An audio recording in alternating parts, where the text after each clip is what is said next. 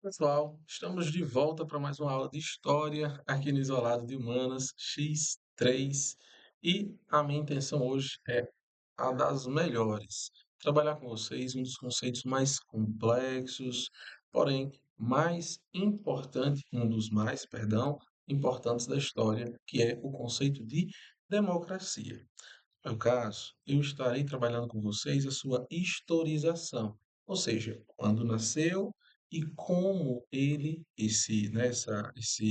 essa prática, na verdade, política, né, como ela nasceu e como ela funcionou assim que ela nasce, tá certo? Então vamos pensar hoje democracia. Eu acredito que vocês saibam, obviamente, que ela nasce na Grécia Antiga, estudamos a aula passada, justamente no período clássico. Então, por isso que vamos falar sobre democracia. Se for usar a etimologia da palavra, que eu nem coloquei aqui, né, mas a etimologia, tá? Democracia, né? Democratia.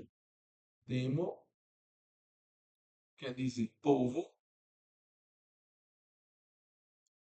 cracia, governo. Isso quer dizer que democracia é o quê? Governo do povo, tá? E claro que nós vamos ver, né, como esse processo ele vai funcionar, tá bom? Historicizando para você. Aonde a democracia nasce? A democracia nasce em Atenas, tá? Então não foi em Corinto, não foi em Éfeso, não foi em Esparta. Cada uma dessas cidades tem um modelo diferente de governo. Por exemplo, Esparta era uma diarquia, eram dois reis que governavam, um rei com poder militar, que era o rei, né, do exército, e outro rei, que era o administrativo, o rei político. Isso era em Esparta. Já em Atenas, não. Nós tínhamos, na verdade, antes da democracia nascer, nós tínhamos a tirania, que era um governo de homens com poder militar e de forma até mesmo autoritária. Mas esses homens foram fazendo mudanças ao longo do tempo, e essas mudanças elas vão gerar, por consequência, então, o nascimento da democracia. Parece até ultraje, né? E até estranho falar que a tirania fez nascer a democracia, porque hoje em dia a tirania acaba com a democracia. Isso é bem interessante lembrar, mas de fato na Grécia foram os tiranos que fizeram nascer um sistema de governo, um regime governamental que nós, inclusive, vivenciamos, felizmente, nos nossos dias atuais. Vamos lá. A primeira figura de importância foi o tirano Solon, que é chamado de legislador, inclusive, tá? O Solon, ele foi responsável pela mudança que antes existia na Grécia, que as leis elas eram orais, ou seja, as leis eram orais, havia um controle, principalmente dos donos de terra, dos homens mais ricos, eles controlavam as leis a partir da oralidade, porque a lei era passada de pai para filho, mas quem controlava era um grupo social. As demais pessoas da sociedade não tinham acesso ao conhecimento da lei. Então, a lei era usada como forma de controle social pela classe mais rica, mais abastada. Depois, o Solon, né, ele vai fazer essa mudança e ele tira as leis que eram orais, então ele elimina essa oralidade e passa então a tornar as leis escritas. Por que que a lei sendo escrita ela é mais importante? Porque quando ela passa a ser escrita, qualquer pessoa pode ter acesso e conhecimento da lei. Obviamente que ainda existe um fator de saber ler, né? Que é a questão de educação. Obviamente nem todo mundo era educado.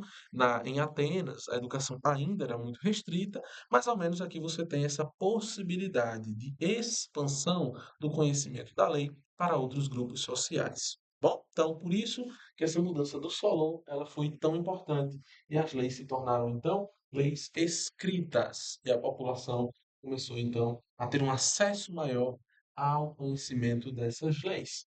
Depois nós tivemos o Clístenes.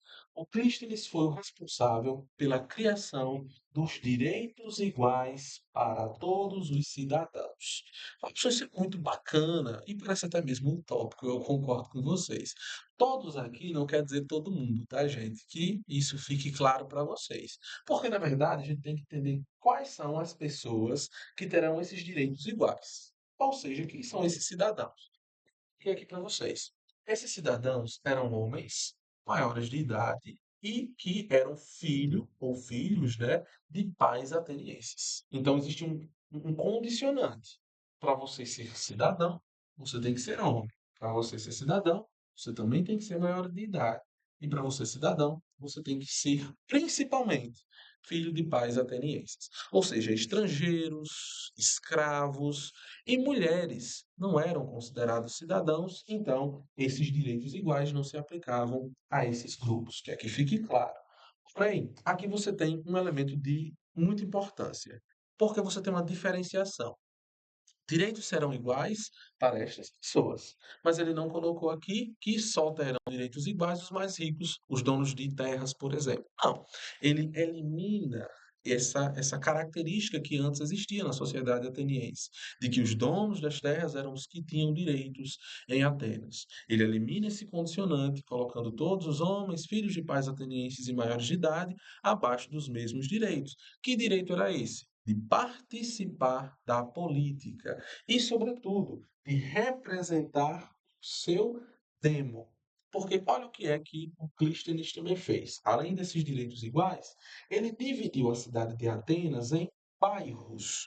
Demos significa pessoas, né? Então, os demos seriam bairros em que os cidadãos, né, esse grupo aqui, ó, irão representar ou representarão, tá certo? Ou seja, na política, os cidadãos representarão os seus bairros. E, na verdade, coloquei o número, Clístenes, né, ele dividiu a cidade de Atenas em 10 demos. É como se fossem 10 bairros. E esses bairros, então, serão representados pelos cidadãos. Aí parece tudo muito bonito, parece tudo muito bacana, mas teve um problema. Nem todo mundo tinha condição de participar das reuniões políticas, não tinham condição de participar da reunião que acontecia lá na Ágora. A Ágora era a praça pública onde aconteciam as reuniões para decidir os rumos de Atenas. Nem todo mundo podia participar da política, correto? Por quê? Porque existiam as pessoas que tinham condição financeira e, por consequência, tinham escravos, então eles eram livres para participar da política. E existiam as pessoas que não tinham condição financeira e, por consequência, não tinham como participar da ágora ou das reuniões. Tudo bem, ele podia ser homem, podia ser maior de idade, podia ser filho de pais atenienses, mas ele tinha que trabalhar para sustentar sua família. Então pensem comigo, um homem ateniense, filho de pai ateniense e tudo mais, mas que era pescador. Ele não tem como deixar de pescar, né? Ele não tinha como deixar a sua profissão para participar da ágora, para participar da política, porque ele tinha que alimentar a sua família. Então, embora os direitos fossem iguais, a participação política ela não foi igualitária, ela não conseguiu uma igualdade entre os atenienses. E aí isso gerou ou mostrou que ainda existiam falhas nessa democracia, que ainda continuou nas mãos daqueles que tinham maior poder aquisitivo. Bem, homem chamado Péricles, ele mudou isso. E ele criou o que nós chamaremos de mistoforias, ou salário para o cidadão. Por que isso aqui foi muito importante? Porque quando ele cria as mistoforias, aí aquele cidadão, né, que não podia participar da política porque tinha que alimentar a família, porque tinha que trabalhar e tudo mais, ele agora não precisa mais trabalhar, porque ele recebe um salário só para participar da política. Aí sim você consegue uma igualdade maior, porque o rico pode, mas aquele que não era tão rico, embora não era tão rico e não podia, agora poderá, porque ele recebe para isso. Pegaram comigo?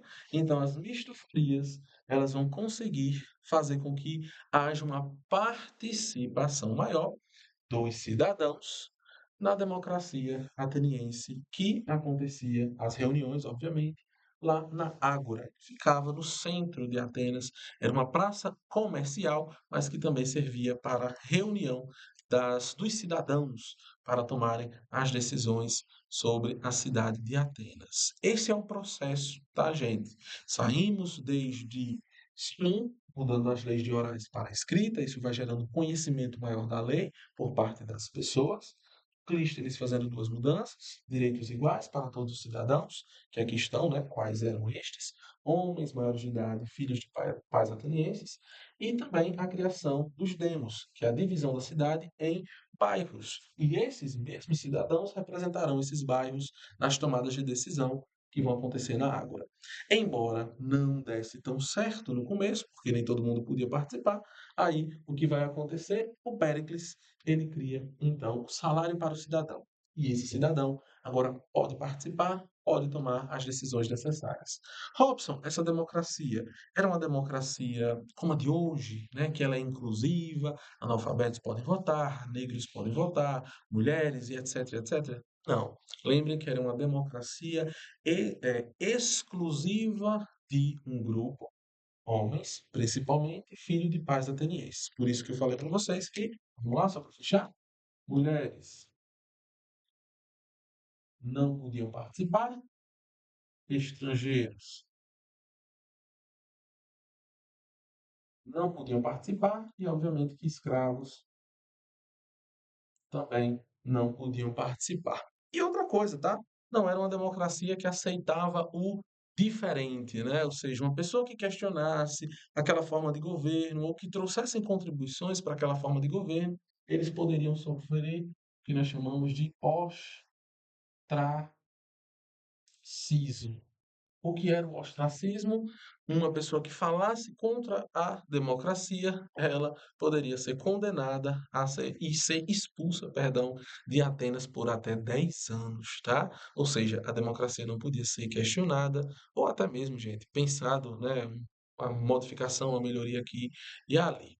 Pois bem, essa era a democracia ateniense, muito cobrada no Enem, tá? Diria que de história, quando se fala de Grécia, esse é o tópico mais cobrado, então não deixem de ter atenção, revisem a aula, escutem de novo com calma, mas não deixem de focar nesse assunto que ele é muito importante e crucial, tá bom? Espero que tenham entendido, espero vocês para mais aulas aqui no Isolado de Humanas X3. Até mais, valeu!